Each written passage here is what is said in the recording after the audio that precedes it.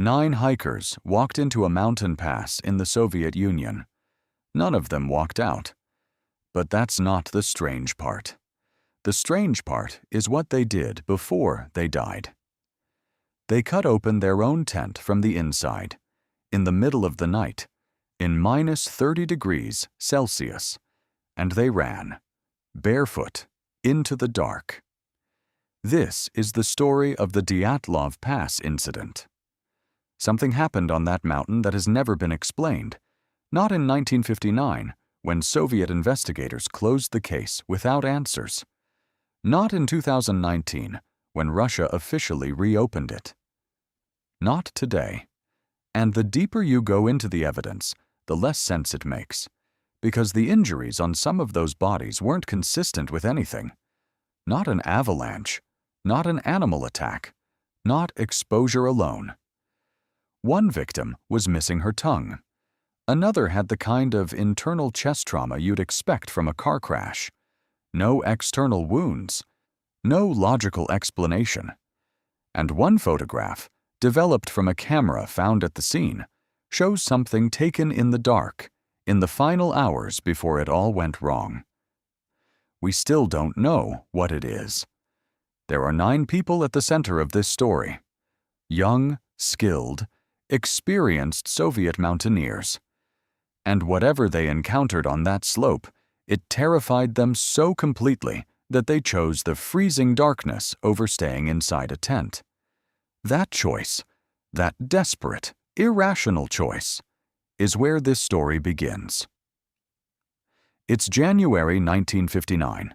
The Soviet Union is in the thick of the Cold War, and a group of 10 hikers, students and graduates from the Ural Polytechnical Institute in Sverdlovsk, are preparing for a Category 3 expedition. That's the highest difficulty rating in Soviet mountaineering. Their destination is Otorten, a remote peak deep in the northern Ural Mountains. The region is sacred to the indigenous Mansi people, who have a name for one of the mountains nearby. That name translates roughly to Dead Mountain. The group is led by Igor Dyatlov, 23 years old, an engineering student, experienced, meticulous, respected by everyone who knew him. His team includes Zenaida Kolmogorova, Rustem Slobodin, Yuri Doroshenko, Georgy Krivonyshenko, Alexander Kolovatov, Nicholas Thibault Brignolel, Lyudmila Dubinina, and Semyon Zolotaryov. One member, Yuri Yudin, turns back early due to illness. That illness saves his life. He is the only one who survives. He will spend the rest of his life wishing he understood why. On January 28th, the group sets out from their last contact point, a small settlement called Vijay. They are moving well. Their diaries and photographs show a team in good spirits, laughing, joking, documenting everything. On the night of February the 1st, they set up camp on the eastern slope of a mountain called Kolatchyakl. Experienced hikers would have known to camp lower, in the tree line. For reasons that have never been established, Dyatlov chose the exposed slope. That decision, that one deviation from standard practice, is something investigators will puzzle over for decades. The night closes in. Temperatures drop to somewhere between -25 and -30 Celsius. And at some point in the darkness, something happens. Something that causes 9 trained, rational, experienced mountaineers to slash open their tent and run outside with no shoes, no coats, no rational plan. When the group fails to return on schedule, no one initially panics. Expeditions run late. But by February 20th, concern has grown enough to send a search party. On February 26th, they find the tent. It has been cut open from the inside. The cuts are deliberate. Multiple cuts, multiple positions, as if made by different people in a frantic hurry. The hikers' belongings are still inside. Boots, coats, food. Everything they needed to survive is left behind. The searchers follow tracks in the snow, 8 or 9 sets of footprints, some barefoot, some in socks, some wearing only one boot, leading away from the tent and down toward the tree line. About 1.5 miles from the tent, they find the remains of a small fire, and beside it, the first 2 bodies. Yuri Doroshenko and Georgy Krivonishenko. They are barefoot, in their underwear. Their hands are burned, as if they reached directly into the fire, trying to keep warm. The branches above them have been broken off, up to 5 meters high. One of them had climbed that tree. Looking for something, or looking out for something, 3 more bodies are found soon after, on a line between the fire and the tent. Igor Dyatlov, Zenaida Kolmogorova, and Rustem Slobodin. They appear to have been trying to crawl back to the tent. Dyatlov is frozen with his arms wrapped around a tree. Kolmogorova is face down in the snow, her fists clenched. Slobodin has a small fracture to his skull, but that fracture, investigators note, would not have been enough to kill him. He died of hypothermia. He died crawling through the dark, trying to get back. The 5 bodies found first suggest people who survived for some time after leaving the tent. They made a fire. They tried to return. They failed. But the most disturbing part is still ahead. The remaining 4 hikers are not found until May, when the snow melts. They are discovered in a ravine, under 4 meters of snow. And what is found on those 4 bodies changes everything. The lead investigator assigned to the case is Lev Ivanov, a prosecutor from the regional office in Ivdel. He is thorough. He is methodical. And within weeks of beginning his investigation, he is clearly disturbed by what he is finding. Radiation tests are conducted on the clothing of the victims. 2 of the sweaters from Krivonishenko test positive for elevated radiation, not massively high, but present. Unexplained. The 4 bodies found in the ravine in May, Dubinina, Zolotaryov, Thibaut Brignolel, and Kolevatov, tell a different story than the first 5. These 4 have catastrophic physical injuries. Nicolas Thibaut Brignolel has a skull fracture so severe that investigators describe it as consistent with a powerful external force, the kind of impact that would require enormous pressure. Lyudmila Dubinina and Semyon Zolotaryov have multiple broken ribs, not 1 or 2, multiple fractures on both sides. The forensic pathologist who examined them compared the force required to the impact of a car crash, or a massive pressure wave.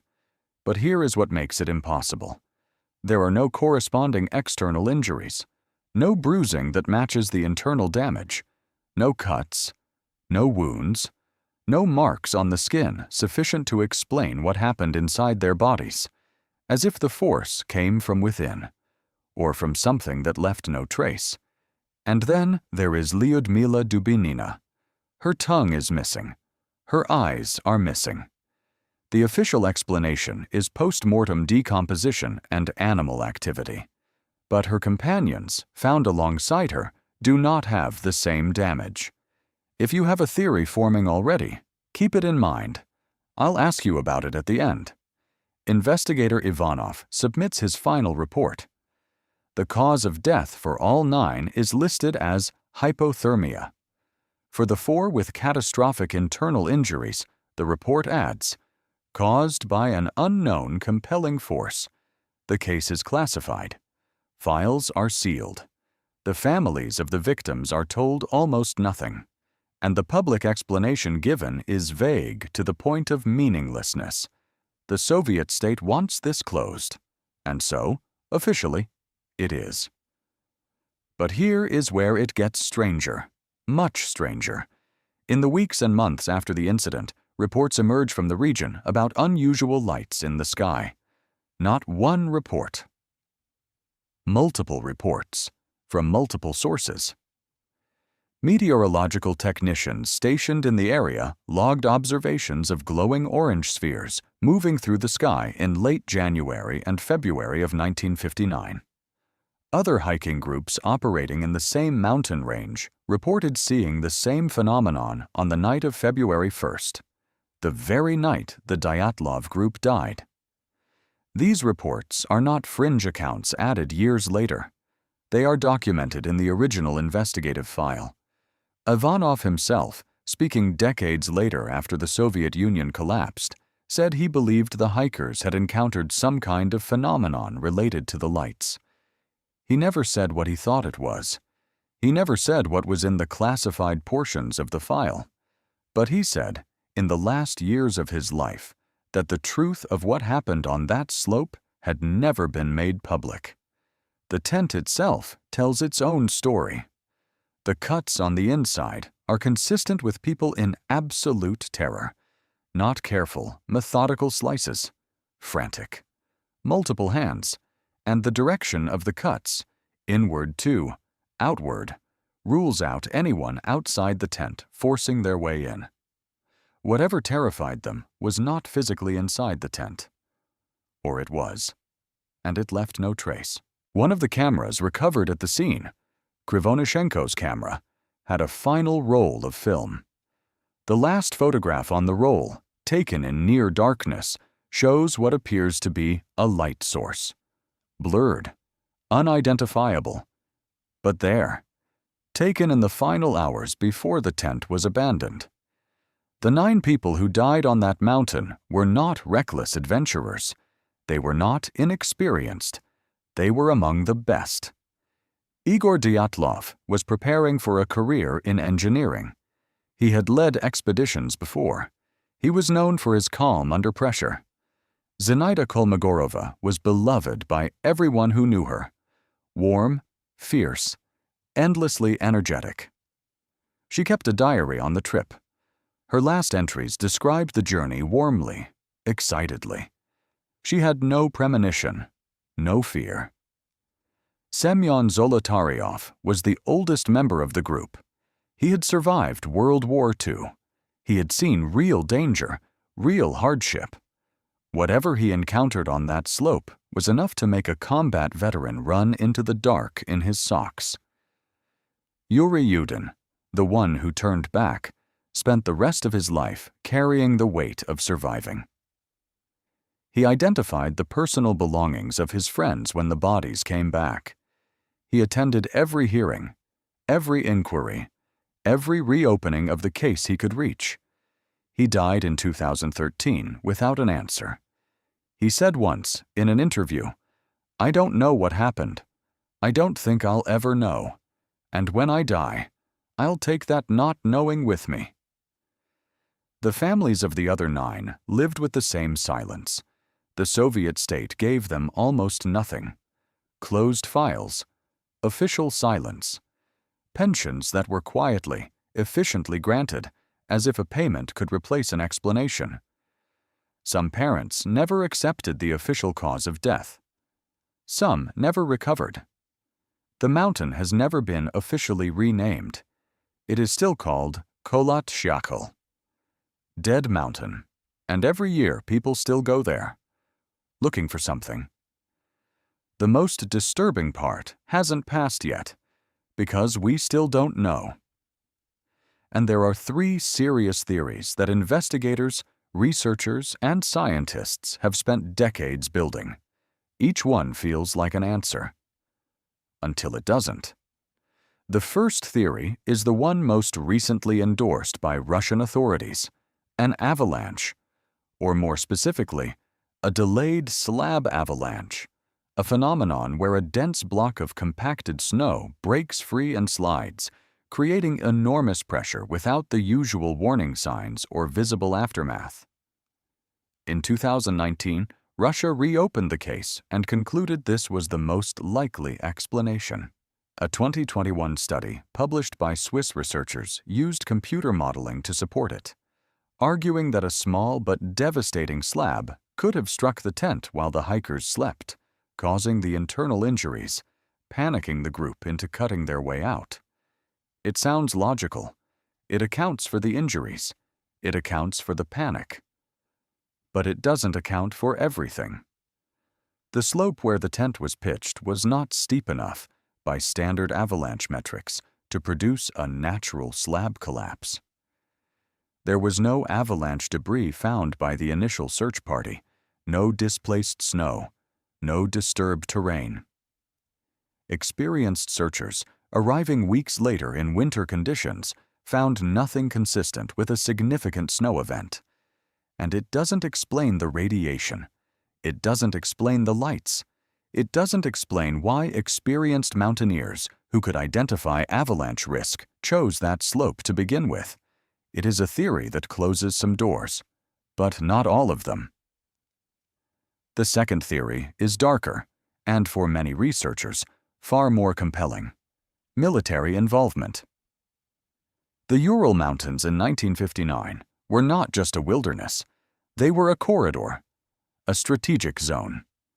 Soviet military and weapons testing infrastructure was operating throughout the region.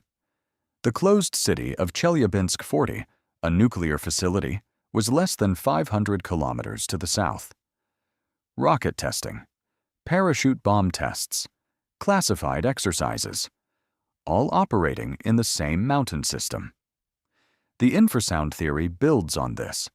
Certain military tests and certain atmospheric conditions can produce infrasound, sound waves below the threshold of human hearing that cause profound physiological and psychological effects.